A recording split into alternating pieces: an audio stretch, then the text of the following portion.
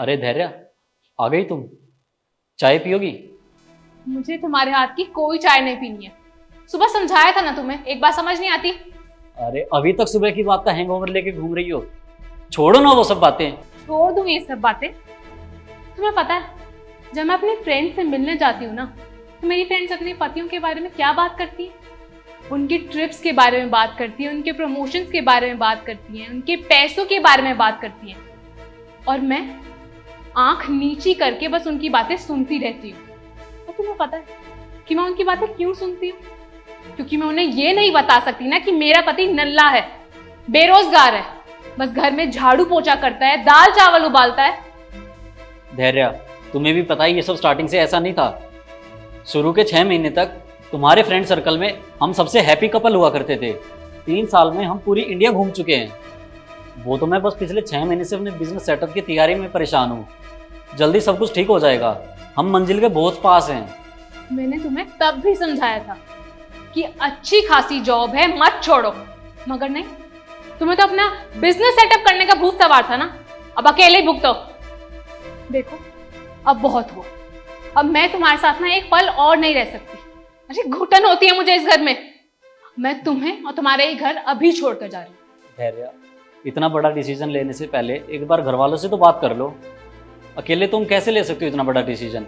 सब कुछ ठीक हो जाएगा। कपिल, जब मैंने तुमसे शादी करी थी ना, तुम्हारी अच्छी खासी जॉब थी, पैसा था, एक पोजीशन थी। लेकिन अब तुम अपनी पत्नी की कमाई खाने वाले एक पैरासाइट बन चुके हो।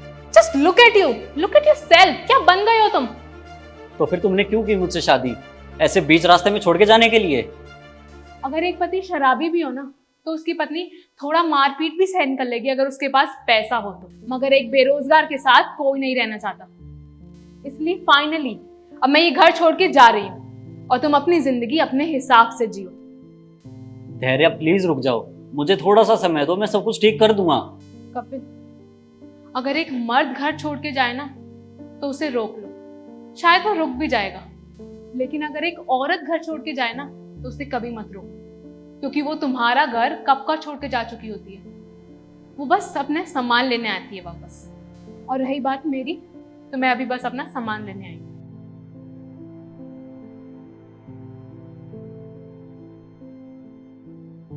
अभी मैं जा रही हूँ, 2 दिन बाद फिर आऊंगी, तब पूरा सामान लेकर जाऊंगी। ये क्या है? ये बैंक का सैंक्शन लेटर है।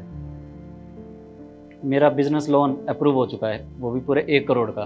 अब मैं आराम से अपना बिजनेस स्टार्ट कर सकता हूँ। वाह कपिल, दैट्स ग्रेट। 1 मिनट, जहाँ खड़ी हो वहीं खड़ी रहो, और जहाँ जा रही हो वहाँ जाओ। अब मेरी जिंदगी में तुम्हारी कोई ज़रूरत नहीं है। जहाँ जा रही थी वहाँ जाओ, चलो जाओ। अरे कपिल, हम इतने सालों से साथ रह रहे हैं, अब मैंने आज तुम्हें कुछ जरा सा बोल दिया तो तुम क्या बुरा मान जाओगे? तुम्हें क्या लगता है मुझे कुछ पता नहीं है? मैं पिछले कई दिनों से तुम्हें देख रहा था। तुम्हारा ये बदला हुआ बर्ताव मुझे क्या दिखाई नहीं देता? सब समझ आता है मुझे। पहले तो मैंने महसूस किया कि तुम्हारा ये बर्ताव इतना बदल क्यों गया। फिर जब मैंने पता लगाया कि तुम किसके बलबूते पर इतना उछल रही हो, तब तुम्हारे ये नए बॉयफ्रेंड का नाम सामने आया, हितेश। वही है ना ये तुम्हारा नया बॉयफ्रेंड, नया आशिक?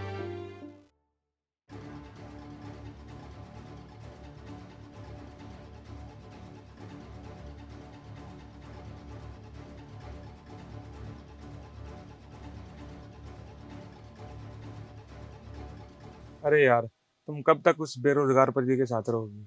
अरे मैं खुद परेशान हो चुकी हूँ उससे। सारा टाइम बस घर पे ही पड़ा रहता है। एक काम करें कि मैं तुम्हारे साथ रह लेती हूँ। हाँ हाँ, मैं भी तो यही चाहता हूँ यार।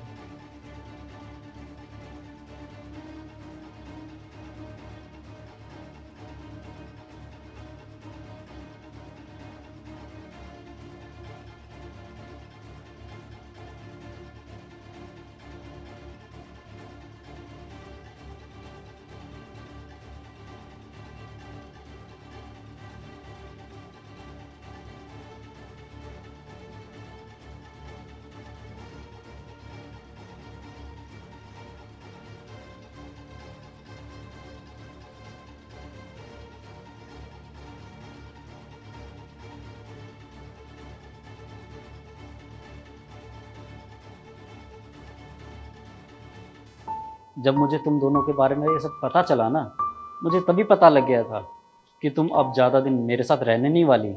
बैंक का ये लेटर तो मुझे 10 दिन पहले ही आ गया था, पर मैं वेट कर रहा था आज के दिन का।